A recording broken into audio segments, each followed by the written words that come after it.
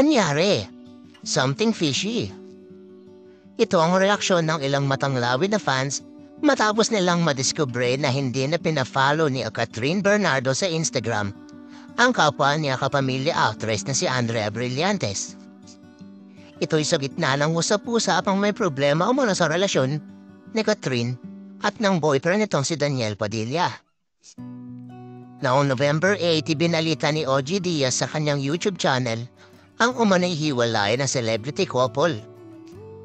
Nabanggit pa nga dito ang pangalan ni Andrea, na ayon naman kay OG ay naliling kay Daniel at pasikreto pa umanong nagkikita ang dalawa. Kalauna naman ay binawi ito ni OG nang sabihin niyang hindi sa kanya uno nang galing ang chismis. Galing daw ito sa isang source na ayaw magpapangalan. Ngayong Biyernes naman ay napansin ng mga marites na wala na sa following list sa Instagram account ni Catherine ang IG account ni Andrea.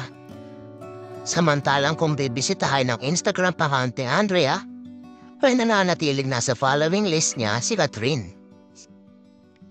Pagdating kay Daniel, mapapansin na pinafollow pa ng aktor si Andrea habang in-unfollow na siya ng young actress. Tanong tuloy ng mga marites, totoo kaya ang naunang ibinalita ni OG na may isyong namamagitan sa tatlo? Tweet ng isang netizen, anyari, ba't biglang nag-unfollows na si Kat kay Blythe amidst the controversy? Knowing na si Kat, hindi basta-basta nag-unfollow yan. Sad ng isa. Anyone saw Catherine used greedy on her IG story? Something fishy. Mukhang legit ang Katniel issue. Catherine Bernardo, hope you're okay. Noong November 14 naman ay huling nakitang magkasama ang Katniel na dumalo sila sa isang event ng isang luxury watch brand. Mismong si Catherine pa ang nag-repost sa kanyang Instagram story ng ilang litrato nila ni Daniel kasama ang ilang mga kaibigan. Nag-viral din ang video ng dalawa nakuha sa after party kung saan na makikitang magsasayaw sa dance floor ang Katniel.